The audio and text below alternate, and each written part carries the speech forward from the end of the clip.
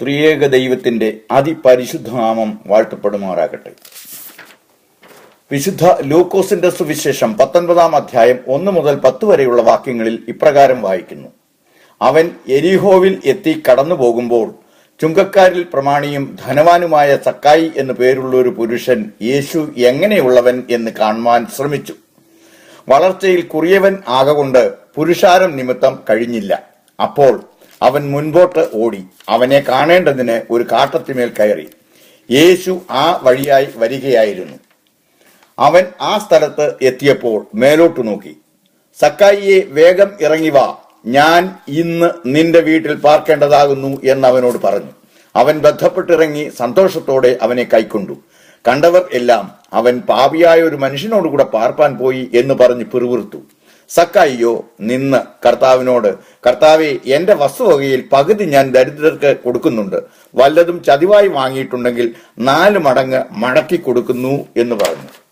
യേശു അവനോട്, ഇവനും അബ്രഹാമിന്റെ മകൻ ആകയാൽ ഇന്ന് ഈ വീടിന് രക്ഷ വന്നു. കാണാതെ പോയതിനെ തിരഞ്ഞു രക്ഷിക്കാനല്ലോ മനുഷ്യപുത്രൻ വന്നത് എന്ന് പറഞ്ഞു. യേശുവിന്റെ ശുശ്രൂഷകളിലൊക്കെയും ചുങ്കക്കാരെ പരാമർശിക്കുന്നതായി കാണാം. നിന്ദിതരും തിരസ്കൃതരുമായിരുന്ന ഇക്കൂട്ടർ മാനസാന്തരം ആഗ്രഹിച്ചിരുന്നവരും അതിനുള്ള അവസരം നിഷേധിക്കപ്പെട്ടവരും ആയിരുന്നു. വിശുദ്ധ മത്തായിയുടെ സുവിശേഷം 9-ാം അധ്യായം 11 മുതൽ 13 വരെയുള്ള വാക്യങ്ങളിൽ യേശു തമ്പുരാൻ ഇത് വ്യക്തമാക്കുന്നുണ്ട്. പരീശന്മാർ ഇത് കണ്ട് ശിഷ്യന്മാരോട് ചോദിച്ചു, നിങ്ങളുടെ ഗുരു ചുങ്കക്കാരോടും പാപികളോടും കൂടെ ഭക്ഷിക്കുന്നത് എന്തുകൊണ്ട്? ഇത് കേട്ട് അവൻ പറഞ്ഞു, ആരോഗ്യമുള്ളവർക്കല്ല, രോഗികൾക്കാണ് വൈദ്യനെ കൊണ്ട് ആവശ്യം. ബലിയല്ല, കരുണയാണ് ഞാൻ ആഗ്രഹിക്കുന്നത് എന്നതിന്റെ അർത്ഥം നിങ്ങൾ പോയി പഠിക്കുക. ഞാൻ വന്നത് നീതിമാന്മാരെ വിളിക്കാനല്ല, പാപികളെ വിളിക്കാനാണ്. തന്റെ അഭിപ്രായം ഒന്നുകൂടി ഉറപ്പിക്കുന്നതാണ് 21-ാം അധ്യായം 31, 32 വാക്യങ്ങൾ. എന്തുകൊണ്ടാണ് ചുങ്കക്കാർ സമൂഹമധ്യത്തിൽ നിന്ദിതരായതെന്ന് ചിന്തിക്കേണ്ടതാണ്. റോമൻ ഭരണകൂടത്തിന്റെ കീഴിലായിരുന്ന യഹൂദർക്ക് income tax, sales tax, customs duty, road tax മുതലായവ റോമൻ ഗവൺമെന്റിന് കൊടുക്കേണ്ടതായിട്ടുണ്ടായിരുന്നു. യഹൂദന്മാരായ കോൺട്രാക്ടേഴ്സിനെ ഉപയോഗിച്ചായിരുന്നു അവ പിരിച്ചുകൊണ്ടിരുന്നത്. ഒരു നിശ്ചിത തുക ഗവൺമെന്റിന് അടച്ചു കഴിഞ്ഞാൽ ബാക്കി വരുന്നത് ഈ ചുങ്കക്കാർക്ക് അവകാശപ്പെട്ടതായിരുന്നു. ഈ അവകാശം ദുർവിനിയോഗം ചെയ്ത് അന്യായമായി പണം സമ്പാദിക്കുവാനുള്ള അവസരമാണ് അവർക്ക് ലഭിച്ചത്. ഉദാഹരണമായി, കച്ചവട സാധനങ്ങളുടെ വില നിശ്ചയിക്കുന്നതും അതനുസരിച്ച് ടാക്സ് ഈടാക്കുന്നതും ഏകപക്ഷീയമായിരുന്നു. അതിനെ ചോദ്യം ചെയ്താൽ കള്ളക്കടത്തായി മുദ്രകുത്തി പ്രതികളാക്കുമെന്ന് ഭീഷണിപ്പെടുത്തി വൻതുക തട്ടിയെടുക്കുന്ന പതിവും ഉണ്ടായിരുന്നു. സ്വന്തം ജനത്തെ പീഡിപ്പിക്കുകയും വിദേശികൾക്ക് വേണ്ടി വേല ചെയ്യുകയും ചെയ്തിരുന്ന ഇക്കൂട്ടരെ നിന്ദിതരും വെറുക്കപ്പെട്ടവരും പാപികളുമായി സമൂഹം കണക്കാക്കി. സമൂഹത്തിലെ ഉത്തരവാദപ്പെട്ട ചുമതലകൾ ഒന്നും അവരെ ഏൽപ്പിച്ചിരുന്നില്ല. യഹൂദന്മാരുടെ നിയമ-കോടതിയിൽ സാക്ഷികളായി നിൽക്കുവാൻ അവർക്ക് അവകാശമില്ലായിരുന്നു. ചുങ്കക്കാർക്ക് യഥാർത്ഥ മാനസാന്തരത്തിലേക്ക് വരുവാൻ സാധ്യമല്ലെന്നാണ് യഹൂദ റബിമാർ വിശ്വസിച്ചിരുന്നത്. യെരിഹോയിലെ ചുങ്കക്കാരിൽ പ്രധാനിയായിരുന്നു സമ്പന്നനായ സക്കായി. യേശുവിന്റെ ജെറുസലേമിലേക്കുള്ള യാത്രയുടെ അവസാന ഘട്ടത്തിൽ യെരിഹോ എന്ന അതിർത്തി പ്രദേശത്തുകൂടി കടന്നു പോവുകയാണ്. യേശു എങ്ങനെയുള്ളവൻ എന്ന് കാണുവാൻ സക്കായി ആഗ്രഹിച്ചു. യേശുവിനെ കാണുവാൻ സക്കായി തീവ്രമായി ആഗ്രഹിച്ചതിന്റെ കാരണത്തെപ്പറ്റി ചിന്തിക്കേണ്ടതാണ്. സമൂഹം നിന്ദിതരും വെറുക്കപ്പെട്ടവനും പാപിയുമായി കണക്കാക്കിയ സക്കായി സമ്പന്നനായിരുന്നുവെങ്കിലും തികച്ചും ദുഃഖിതനായിരുന്നു. ഒറ്റപ്പെടലിന്റെയും നിന്ദയുടെയും വേദന മനുഷ്യജീവിതത്തിൽ ശൂന്യതയാണ് സൃഷ്ടിക്കുക. സമ്പത്തിന്റെ അർദ്ധശൂന്യത സക്കായിക്ക് ബോധ്യപ്പെട്ടു. വ്യത്യസ്തമായ ഒരു ജീവിതം അവൻ ആഗ്രഹിച്ചു. ചുങ്കക്കാരുടെ പൊതുവെയുള്ള ചിന്താഗതിയും ഇത് തന്നെ ആയിരുന്നിരിക്കണം. ചുങ്കക്കാരനായ മത്തായിയെ യേശു തന്റെ ശിഷ്യനാക്കിയ വിവരവും യേശു ചുങ്കക്കാരോടൊത്ത് ഭക്ഷണം കഴിച്ച വിവരവും സക്കായി അറിഞ്ഞിരിക്കണം. കൂടാതെ ചുങ്കക്കാരന്റെയും പരീശന്റെയും ഉപമ യേശു പറഞ്ഞതിനെ പറ്റിയും അവൻ കേട്ടിട്ടുണ്ടാവണം. ഇതൊക്കെ സക്കായിയിൽ പ്രതീക്ഷ ഉണർത്തിയിരിക്കും. അതുകൊണ്ടാണ് പാപികളെയും ചുങ്കക്കാരെയും സ്നേഹിക്കുന്ന യേശുവിനെ കാണുവാൻ അവൻ തീവ്രമായി ആഗ്രഹിച്ചത്. യേശുവിനെ കാണുവാൻ ആത്മാർത്ഥമായി ആഗ്രഹിക്കുന്നവർക്ക് പ്രതിസന്ധികൾ ഉണ്ടാകും. പുരുഷാരമാണ് ഒന്നാമത്തെ പ്രതിസന്ധി. യേശുവിന്റെ കുറ്റം കണ്ടുപിടിക്കാൻ നടക്കുന്ന പരീശന്മാരും ശാസ്ത്രികളും എവിടെയും പുരുഷാരത്തിന്റെ ഭാഗമാണ്. 4 പേർ കൂടി തളർവാദ രോഗിയെ യേശുവിന്റെ സന്നിധിയിൽ എത്തിക്കുവാൻ ശ്രമിച്ചപ്പോൾ പുരുഷാരം തടസ്സമായി. കുരുടൻ യേശുവിനോട് അപേക്ഷിച്ചപ്പോൾ അവനെ നിശബ്ദനാക്കുവാനാണ് പുരുഷാരം തുനിഞ്ഞത്. സക്കായി ഉയരത്തിൽ കുറിയനായിരുന്നതിനാൽ യേശുവിനെ കാണുവാൻ പുരുഷാരം അവന് തടസ്സമായി. ധാർമ്മികമായും അവൻ കുറിയവനായിരുന്നതിനാൽ പുരുഷാരത്തിന്റെ നടുവിൽ ചെല്ലുവാൻ അതും തടസ്സമായി. ചുങ്കക്കാരിൽ പ്രധാനിയും ധനവാനുമായവൻ കൊച്ചുകുട്ടിയെപ്പോലെ കാട്ടത്തിമേൽ വലിഞ്ഞു കയറി സ്വയം ചെറുതാകാൻ സന്നദ്ധനായി. സക്കായിയെ മനസ്സിൽ കണ്ടുകൊണ്ടാണ് ചുങ്കക്കാരന്റെയും പരീശന്റെയും ഉപമ യേശു പറഞ്ഞതെന്ന് ചിന്തിക്കുന്നതിൽ തെറ്റുണ്ടെന്ന് തോന്നുന്നില്ല. ഉപമയിലെ ചുങ്കക്കാരന്റെ മനോഭാവമാണ് സക്കായിക്കും ഉണ്ടായിരുന്നത്.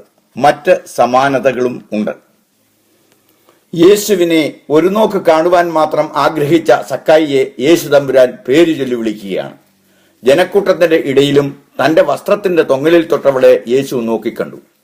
യേശുവിനെ കാണുവാൻ ആത്മാർത്ഥമായി ആഗ്രഹിക്കുന്നവരെ യേശു കാണും.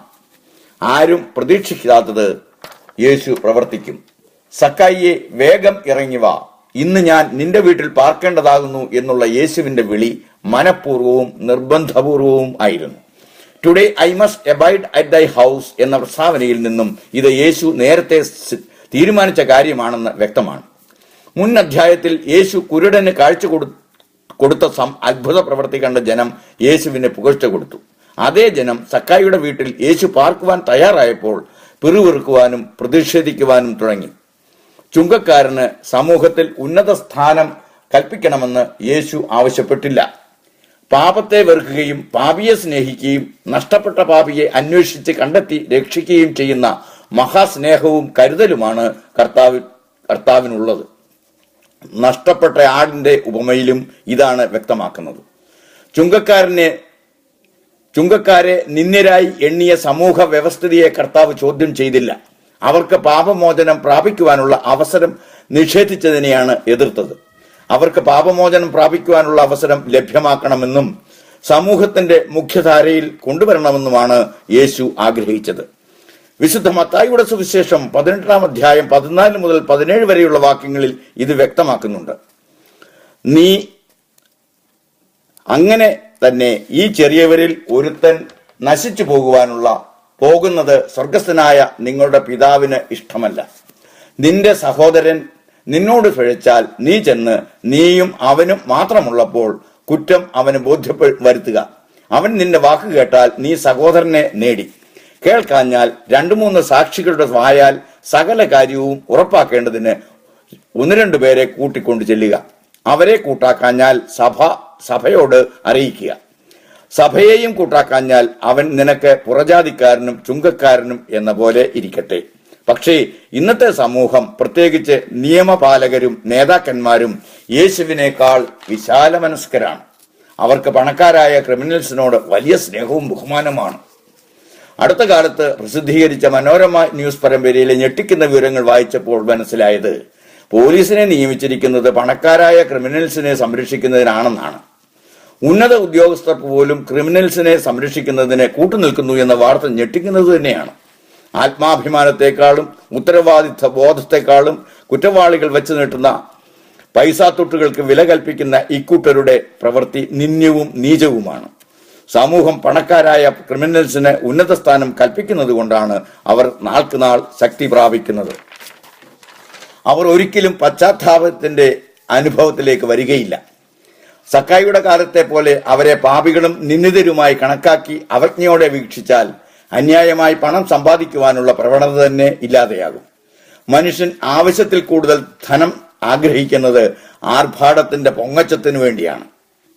അയൽക്കാരനിൽ അസൂയ ജനിപ്പിക്കുവാൻ സാധിക്കുന്നില്ലെങ്കിൽ കോടികളുടെ വീട്ടിൽ താമസിച്ചിട്ടോ വില കൂടിയ കാറിൽ സഞ്ചരിച്ചിട്ടോ എന്ത് പ്രയോജനം? അപകർഷണത്തിനു വേണ്ടി ഉദ്യോഗസ്ഥരും നേതാക്കളും അവരുടെ പടിവാതിൽക്കൽ കാത്തു നിൽക്കുകയുമില്ല. അങ്ങനെയുള്ള അവസ്ഥയും ഇല്ലാതെയാകും. സക്കായി വാക്കുകളാൽ പാപം ഏറ്റുപറയുകയോ പശ്ചാത്തപിക്കുകയോ ചെയ്തില്ല. യേശുവും അവന്റെ പാപത്തെക്കുറിച്ചോ വിശ്വാസത്തെക്കുറിച്ചോ ഹൃദയത്തിന്റെ രൂപാന്തരത്തെക്കുറിച്ചോ സംസാരിക്കുന്നില്ല. യേശു പറഞ്ഞതിന്റെ പ്രതികരണമല്ല സക്കായിയിൽ നിന്നും ഉണ്ടായത്. അത് ദൈവ സാന്നിധ്യത്തിന്റെ പ്രതികരണമാണ്. യേശുവിനെ കണ്ടപ്പോൾ സക്കായിക്ക് ദൈവ സാന്നിധ്യം അനുഭവപ്പെട്ടു. പാപം ക്ഷമിക്കണമെന്ന് അവൻ അപേക്ഷിക്കുന്നതിന് പകരം അവൻ പാപത്തിന് പ്രായശ്ചിത്തം ചെയ്യുകയാണ് ചെയ്തത്. കർത്താവ് എവിടെ വരുന്നുവോ അവിടെ തന്റെ ഹൃദയം തുറക്കും. കർത്താവിനെ സ്വീകരിക്കുവാൻ ഹൃദയം തുറക്കപ്പെടും. യേശുവിനെ അറിയണമെന്ന് ആഗ്രഹിക്കുന്നവന്റെ ഹൃദയം യേശുവിന് അറിയപ്പെട്ടതായിരിക്കും. കർത്താവ് വിളിക്കുന്നവൻ സ്വയം എളിമപ്പെടുകയും താഴേക്ക് ഇറങ്ങുകയും ചെയ്യണം. യേശുവിന്റെ സാന്നിധ്യത്തിൽ പ്രതീക്ഷിക്കുവാൻ കഴിയാത്ത കാര്യങ്ങൾ സംഭവിക്കും. അന്നുവരെ തന്റെ എല്ലാമായി കരുതിയിരുന്ന ധനം വേണ്ടെന്ന് വയ്ക്കുവാൻ പണക്കൊതിയനും ധനവാനുമായ സക്കായി തീരുമാനിക്കുന്നു. ധനം ഉപേക്ഷിക്കുവാൻ തയ്യാറാകുന്നവൻ എന്തും ഉപേക്ഷിക്കുവാൻ ഒരുക്കമുള്ളവനായിരിക്കും എന്ന് യേശു തമ്പുരാന് അറിയാം. തന്റെ സ്വത്തിന്റെ പകുതി ദരിദ്രർക്ക് ദാനം ചെയ്യുവാനും അന്യായമായി വാങ്ങിയതിന്റെ 4 ഇരട്ടി മടക്കി കൊടുക്കുവാനും സക്കായി തയ്യാറാകുന്നു. സക്കായി ദാനം ചെയ്യുന്നത് അന്യായമായി വാങ്ങിയതിൽ നിന്നുമല്ല, ദാനം ചെയ്യുന്ന പകുതി സ്വത്ത് കഴിഞ്ഞുള്ളതിൽ നിന്നുമാണ് അന്യായമായി വാങ്ങിയത് തിരിച്ച് നൽകുന്നത്. അതിനുശേഷം തനിക്ക് ആവശ്യമുള്ളത് ശേഷിക്കുമോ എന്ന് പോലും സക്കായി ചിന്തിച്ചില്ല. കൈക്കൂലി വാങ്ങിയതിന്റെ ദശാംശം ദാനം ചെയ്തു കഴിഞ്ഞാൽ പിന്നെ കുഴപ്പമില്ലെന്ന് സമാശ്വസിക്കുന്നവർ ധാർമ്മിക വശം പഠിക്കുവാൻ സക്കായിയെ ശിക്ഷപ്പെടണം. സക്കായിയുടെ സ്വയംകൃത പ്രായശ്ചിത്തം നിയമം അനുശാസിക്കുന്ന ശിക്ഷയ്ക്കും അതീതമായിരുന്നു.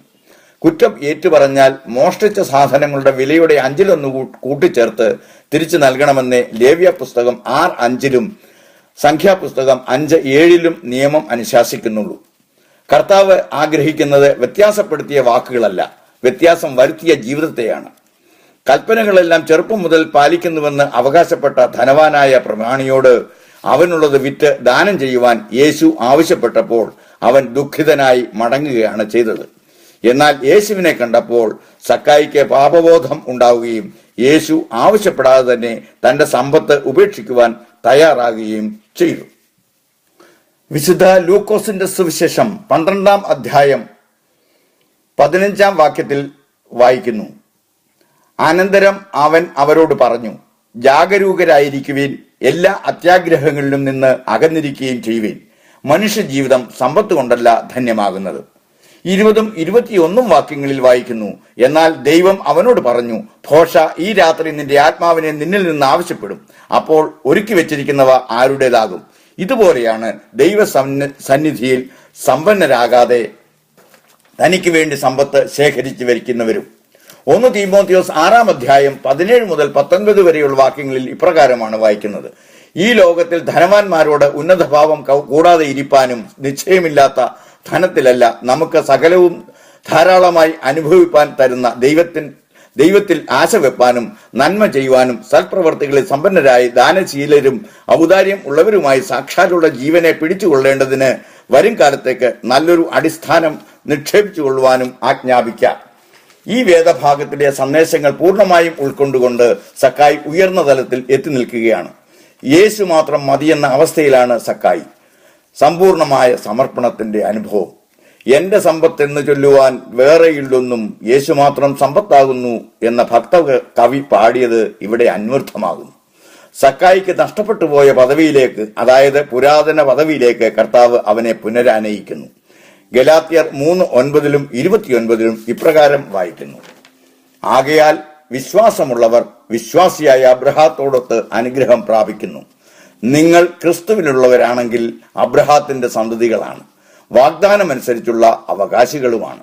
സക്കായിക്ക് മാത്രമല്ല, കുടുംബത്തിന് മുഴുവനുമായിട്ടാണ് യേശു തമ്പുരാൻ രക്ഷ നൽകിയത്. കാരുണ്യവാനും നിത്യനുമായ സ്വർഗീയ പിതാവിന് സ്തുതി.